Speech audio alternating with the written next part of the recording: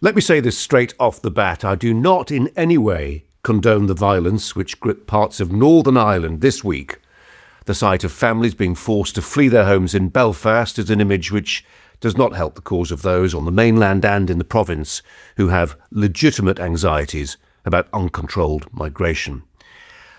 I do, though, want to say something about the attack by a Sudanese man which so convulsed many parts of Northern Ireland, and in particular what it tells us about the modus operandi of the mainstream media and what, if anything, the sectarianism of Ulster's recent history has to tell us about Britain's future. I'm not from Northern Ireland, I've never lived in Northern Ireland, and I apologise for my ignorance if anything I'm about to say reveals a want of knowledge. One of the several reasons I joined GB News as one of its launch presenters in 2021 was that it promised to take parts of the country outside South East England seriously, including Northern Ireland, to treat it like the rest of the country, not to ignore it, as so many mainland journalists have done and continue to do. I have, however, reported from Northern Ireland several times, a couple of times for Sky TV and a couple of times for newspapers. I first went there in the early 1990s as a young reporter, and the experience rocked me to my bootstraps. Because Belfast in those days felt like a different planet. Yes, the road signs were recognisably British, but that was almost where the sense of familiarity stopped. I was there as a guest of the British Army, a now disbanded regiment called the Green Howards, whose soldiers, mainly drawn from North Yorkshire and Teesside, redefined my sense of courage and duty and everyday peril. Because although the Troubles, as we euphemistically called them, were far from their peak by 1992, there was a level of background violence that these infantrymen had to contend with that was utterly shocking, not least because those of us safe in our beds in mainland Britain had no idea it was happening. Even then, pretty much every day, there was some kind of low-level attack, a blast bomb here, a shot ringing out there.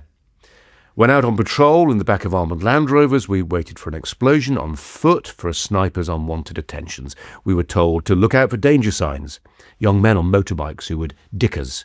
In other words, they were running a surveillance operation to work out where the soldiers were going. If you saw lots of windows open, no matter the weather, that was a bad sign. It meant word had gone out that an attack was imminent, perhaps a bomb that would blow out windows if they were left closed. Teenagers threw rocks, and a level of personal hostility I'd never encountered before was to be found at almost every army checkpoint. I still don't know whether it's true, as I was told it was, that the dogs in the West Belfast suburb of the Ardoyne were trained to attack men in khaki green, nor do I know if it really was true that we should refuse the offer of a cup of tea from kindly old grannies because we would find ground glass at the bottom of the mug. But I do know the threat was very real. One thing that stayed with me was the sheer ingenuity of PIRA, the Provisional IRA, who were constantly trying to keep one step ahead of the British Army, the better, so they could kill young troops, some barely out of school. When I was there, the latest improvisation was designed to get around the electronic countermeasures then increasingly being used by patrols to block the radio wave signals which would set off a roadside bomb. The IRA's hack was to use a burst of light from the flash gun of a camera. A favourite tactic was to fire it at a furry toy stuck to the inside of a car window by plastic suction pads on its paws, and toys like those Garfield cats were popular at the time, as I recall. They had their stuffing removed, replaced with Semtex. Everyday objects became potentially lethal. Lampposts, drain covers, skips, you name it. I went back to Belfast as the Good Friday peace deal grew near, listening to the grumbles of loyalists in a bar off the Shankill Road. I stayed in the Europa Hotel, which had the dubious distinction of being the most bombed hotel in the world. I went to Londonderry, or Derry, according to which side of the sectarian divide you were on, to hear the findings of the Savile inquiry into the Bloody Sunday massacre. Driving there, I admired some of the farmhouses nestled in rolling hills. I was told not to be fooled. Those remote rural hamlets, far away from prying eyes, had seen things I could not imagine. Informers tortured to death, captured British soldiers like the army captain Robert Nairac, a Catholic like me, beaten to death by captors whose faith he shared. It was a place, as the journalist Mark Urban wrote in the book of the same name, of big boys' rules, where very bad men did very bad things for what they believed was a good cause. Now, if you go to Belfast, much of this stuff feels like a bad dream. The murals are still there, but almost as an eye-catching backdrop for tourists taking selfies. Until this week, people in mainland Britain could be forgiven for thinking, even people like me who knew how it used to be could be forgiven for thinking, that Northern Ireland was pacified, house-trained by the peace process, more like the rest of the UK now than not. But then a Sudanese asylum seeker launched what was described as a medieval attack on a local man, and everything, in an instant, reverted to type. This happened not in Belfast, but in Bournemouth or Bridgend or Birmingham, and the whole macabre moment filmed and widely viewed as this attack was, there would undoubtedly have been marches, maybe some unrest. But in Belfast? Buses burned, cars burned, shops burned, paramilitary roadblocks resurfaced at the Royal Victoria Hospital, which in the 90s had a reputation as the world's leading treatment centre for kneecaps shattered by shotgun pellets. Staff must have wondered if they were in for a long night. Here on the mainland, politicians too young to have lived through the Troubles and too stupid to know any better seemed more agonised by the reaction to a vicious attack by an illegal migrant than the attack itself. The Green Party leader spoke for millions who would rather put their head in the sand rather than face up to facts when he opined on Twitter that politicians who fanned these flames should hang their heads in shame. This is not, if I was being kind, a sophisticated analysis of what happened this week, and it reveals a deep ignorance and a deeper incuriosity about Northern Ireland and how it's changing in ways many of the people who live there do not like and have not assented to. This is a part of the world, please remember, almost uniquely attuned to subtle changes in population trends, where the Protestant loyalist community has been told for years that eventually they must cede political overlordship to Catholic nationalists because of the way the demographic wind is blowing. This is also a part of the world, again, almost uniquely for Western Europe, where religious affiliation still matters in a way most of the rest of the continent would struggle to recognise, really, at any time. Since the 30 Years' War? Peace of Westphalia? This is a part of the world where, as a very close friend of mine, a cameraman and a native of Belfast, used to tell me, people can tell which side of the sectarian divide you're from simply on the basis of your name, where a Protestant from Belfast can spot a Catholic from the same city simply by dint of their accent or even the way they look. Into this city of anachronistic but no less deeply felt affiliations and sectarian suspicions have arrived, in the last 20 years or so, thousands of people who share neither the province's religions, creeds, traditions or culture. But when an MP from Northern Ireland, an MP, Jim Allister, pointed this out this week, look at what happened. What will be done to stop the importation of an alien culture that thinks it's appropriate to try and behead someone within the United Kingdom? I'm sorry that the honourable gentleman used the word alien culture, because what exactly is he referring to? In that exchange between an Ulster MP and the Secretary of State for Northern Ireland can be seen one of the biggest problems a grown-up conversation about migration faces right now. Hilary Benn, I don't know whether he was being disingenuous in asking what anybody meant by alien culture, but many of the rest of us have a pretty good idea what it means, why it might be a problem. Whether we're in Northern Ireland or mainland Britain, we have misgivings, a great many of us, about the compatibility of migrants from cultures that are at odds with those of a pluralistic, Western, rules-based society. We don't hate foreigners. We accept the Christian virtues of charity to strangers and believe there should be a welcome for legitimate refugees. But we also acknowledge that the system is being massively gamed and that the poorest, those who can't join the white flight or exodus to the suburbs, are often its unwilling victims. We are especially nervous about the idea of 200,000 unvetted men, perhaps many more, coming to the UK, background and purpose unknown. I talked this week to an Irish journalist, Michael Murphy. He's a colleague of mine at Outpost Studios with a deep knowledge of what's happening.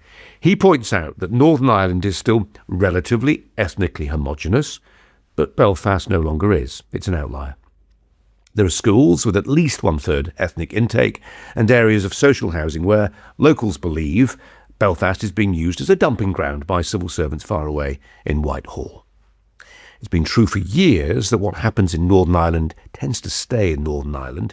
Boris Johnson, if you remember, had a pretty potty plan to build a tunnel beneath the Irish Sea, or maybe a bridge, but in the absence of such ambitious transport links, the province remains out of sight and out of mind for many mainland Brits, because that stretch of water means that the United Kingdom can never be what geographers call contiguous, a joined-up landmass. But if Northern Ireland remains psychologically semi-detached from us, it hasn't been physically unreachable for migrants. The Sudanese attacker who sparked this week's violent unrest came to Belfast from the Republic of Ireland by bus, having flown there from Paris, where of course he could have claimed asylum if persecution was all he was really seeking to flee. Credit where credit's due, thanks to a lot of pressure, not least from the online right. The government released details of how this Sudanese migrant, Hadi Oladid is his name, came to be in Northern Ireland into the public domain quickly. They didn't try to hold back key information that could be seen as inflammatory. They seemed to get the logic of the argument that an information vacuum will be filled with all kinds of rubbish if you refuse to share truths, no matter how inconvenient, so fair play. And what the information revealed to us is interesting, far more interesting than the lazy hue and cry currently being raised by those who blame social media for amplifying anger rather than merely reflecting it, which is what I think it principally does.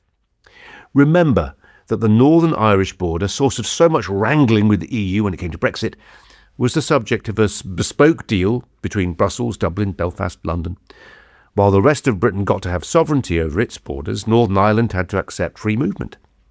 And it was across that porous boundary with the Republic, which, as I say, this Sudanese migrant came. Brexiteers in Belfast long argued this would pose problems, and their doubts were long ignored until this week.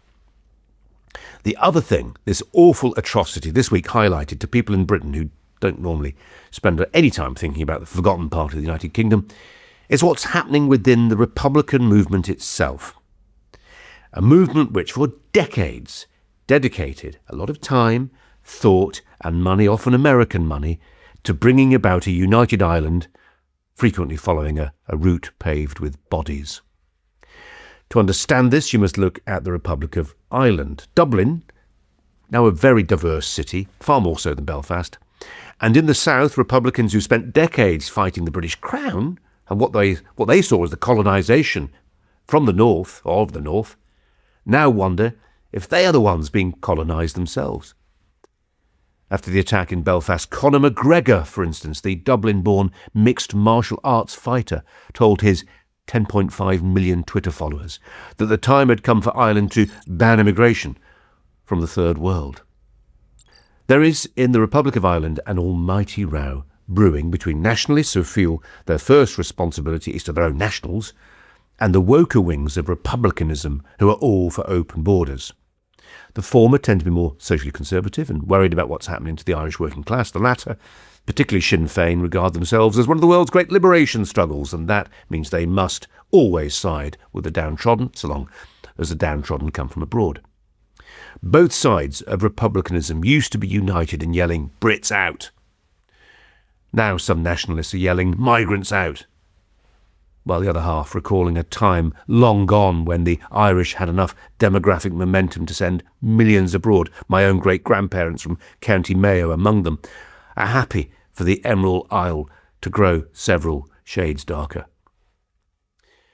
But while the Republic undergoes an ideological civil war over migration, the North has so far proved relatively immune to all this. For one thing, the numbers of new arrivals there, much smaller. For another, the peace process and the horse trading over who runs what at Stormont has been a diversion. Loyalists and nationalists have been too busy at each other's throats to worry about anyone else. That is beginning to change, and that process has been massively accelerated by what happened this week. Yes, the atrocity took place in North Belfast, But more precisely and significantly, it happened in a Catholic nationalist enclave of North Belfast. They may have escaped the notice of many people in mainland Britain, but in Belfast, the fact that the Sudanese assailant was beaten off with a hurling stick, a symbol of Irish cultural nationalism, was lost on no one.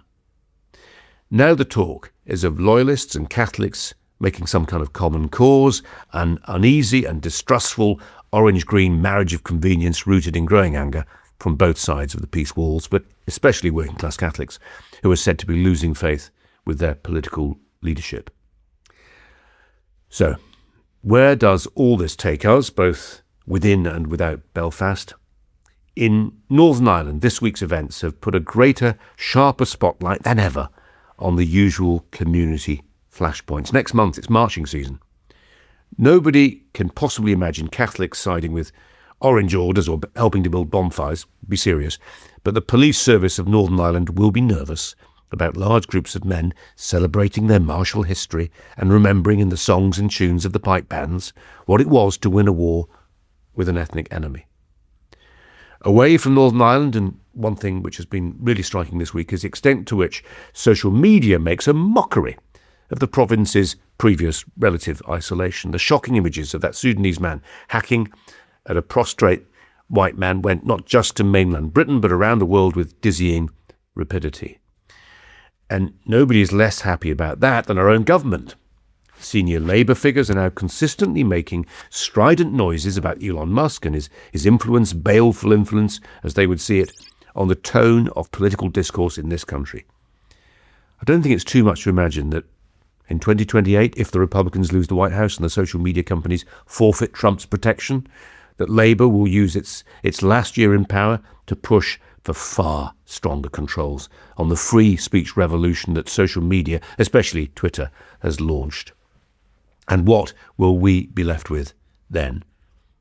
I think we'll regress to a time when the mainstream media decide what we can and can't know. For some people, that'll feel like progress, putting information back in the hands of those with a sense of responsibility, the experts, the professionals, no more amateurs and citizen journalists. But as someone who worked in the mainstream media for decades, I do not share that optimism. Watching the BBC this week, swinging into full organ of reassurance mode, talking up the far-right backlash, it was to see an organisation in denial.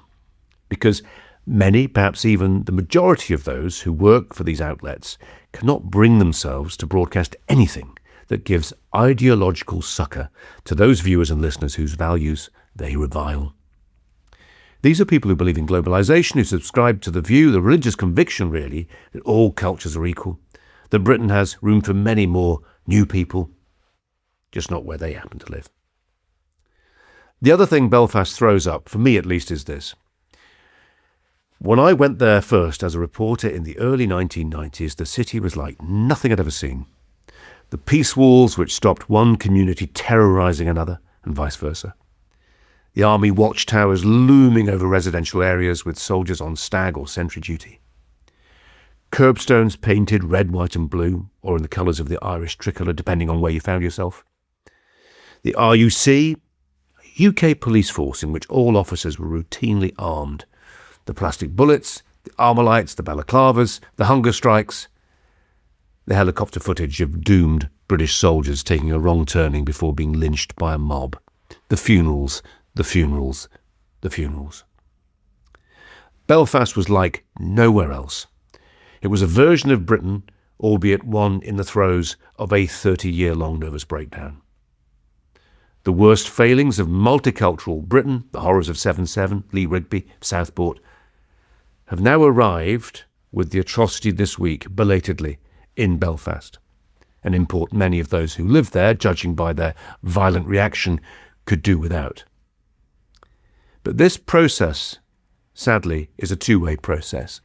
Northern Ireland has imported fresh horror, even as some of the trappings of sectarianism have slipped like a fog across the Irish Sea. I can't remember where it was when I first drove down an English street not so very long ago and saw Union flags or the Cross of St. George raised on lamppost after lamppost. But I know what I thought, what I recognised. what it reminded me of, that demarcation of enclaves, that marking out of territory. And for those of you who were in Belfast during the Troubles, you will, I think, know exactly what I'm saying. And perhaps you felt exactly what I felt. That sense of recognition from the past. That sense of foreboding for our future. Bye for now. At Outpost, we are committed to free speech and shining a light on untold stories that matter. To support our documentaries, reports and podcasts, please like, share and subscribe to our work on Substack, YouTube, Facebook and Twitter. Thank you.